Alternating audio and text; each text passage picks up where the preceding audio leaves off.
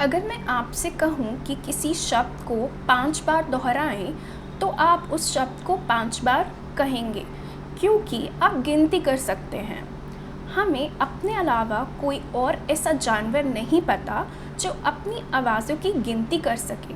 लेकिन हाल ही के एक अध्ययन में वैज्ञानिकों ने दिखाया है कि कौवे भी अपनी आवाज़ों की गिनती कर सकते हैं। कौवे बुद्धिमान पक्षी होते हैं जिनमें चेहरा पहचानने की और वस्तुओं को औजार की तरह इस्तेमाल करने की क्षमता होती है। उन्हें संकेत पर उनकी विशिष्ट काँव काँव आवाज़ निकालने के लिए भी प्रशिक्षित किया जा सकता है। एक हालिया अध्ययन में वैज्ञानिकों ने ऐसे प्रशिक्षित कौवों का उपयोग किया जो पूछने पर काँव काँव कर सकते थे। उन्होंने एक स्क्रीन पर 1 से 4 के बीच की एक संख्या दिखाई जो यह बताती थी कि कौवे को कितनी बार काँव काँव करना है या उस संख्या को कहा गया, और फिर कौवे को अपनी काँव काँव शुरू करने को कहा गया और पूरा करने के बाद एक बटन दबाने के लिए सिखाया गया। यदि कौवे ने उतनी ही बार काँव काँव किया जितनी बार स्क्रीन पर दिखाई गई संख्या थी, तो उन्हें बीज या कीड़े का इनाम दिया गया। वैज्ञानिकों ने पाया कि कौवे ने प्रदर्शित संख्या के अनुसार काँव काँव करना सीख लिया। उनकी पहली काँव संख्या के अनुसार अलग अलग होती थी, जिसका मतलब है कि वो गिनती कर सकते हैं और कितनी बार काँव करना है उसकी योजना भी बना सकते हैं। हालांकि कौवों का यह गिनना ये नहीं दर्शाता कि वो संख्या को समझ सकते हैं, लेकिन पक्षियों में इस व्यवहार का अध्ययन करने से हमें यह समझने में मदद मिल सकती है कि मानव मस्तिष्क ने संख्याओं को समझने के लिए कैसे विकास किया। यह समझ उन व्यक्तियों की मदद कर सकती है जिन्हें गणनाओं में कठिनाई होती है, जिसे डिस्कैल्कुलिया कहा जाता है। कलाई के बैंड और अंगूठी के बाद जो अपनी सेहत की निगरानी हम कर सकते हैं, पहनने योग्य तकनीक में अगली प्रगति क्या हो सकती है? यह बायोसेंसर है जो सीधे आपकी त्वचा पर प्रिंट किया जा सकता है और जिन्हें ठीक भी किया जा सकता है या धोकर हटाया भी जा सकता है।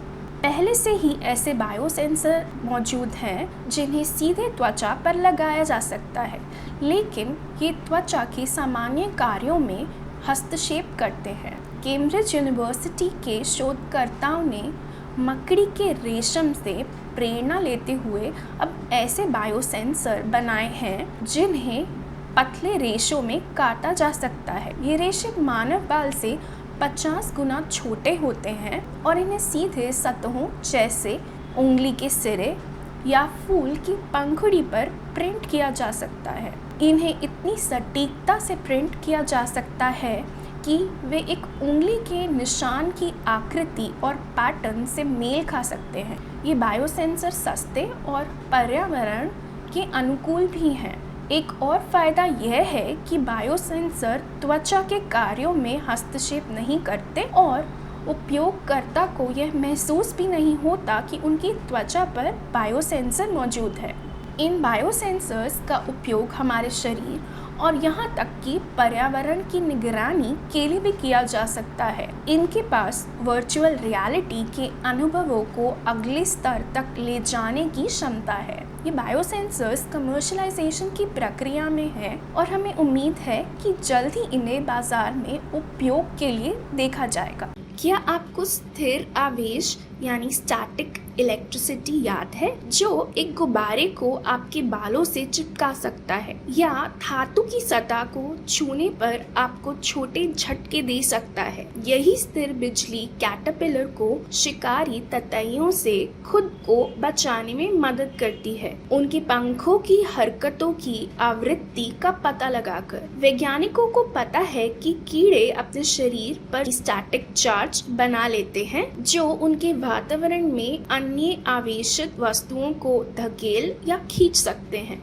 ब्रिस्टल यूनिवर्सिटी के शोधकर्ताओं ने यह देखने का प्रयास किया कि क्या एक ततैये का स्टैटिक विद्युत क्षेत्र कैटरपिलर द्वारा महसूस किया जा सकता है और उन्हें ततैये की उपस्थिति के बारे में सतर्क कर सकता है। उन्होंने कैटरपिलर और ततैये दोनों के स्थिर आवेश को मापा। फिर उन्होंने विद्युत क्षेत्र और ततैये के स्थैतिक विद्युत क्षेत्र के प्रतिक्रिया में कैटरपिलर के बालों की हरकत को मापा और गणना की। उन्होंने पाया कि ततैये के पंखों की हरकत वास्तव में कैटरपिलर के बालों को हिला सकती है, जिससे कैटरपिलर ततैये की उपस्थिति से अवगत हो जाते हैं। इस अध्ययन से ये पता चलता है कि कैटरपिलर जैसे कीड़े मानव निर्मित इलेक्ट्रॉनिक उपकरणों द्वारा उत्पन्न विद्युत क्षेत्रों से प्रभावित हो सकते हैं। चूंकि शिकारी की पहचान करना कीड़ों के जीवित रहने के लिए महत्वपूर्ण है, हम उनके जीवन में एक और तरीके से हस्तक्षेप कर रहे हैं।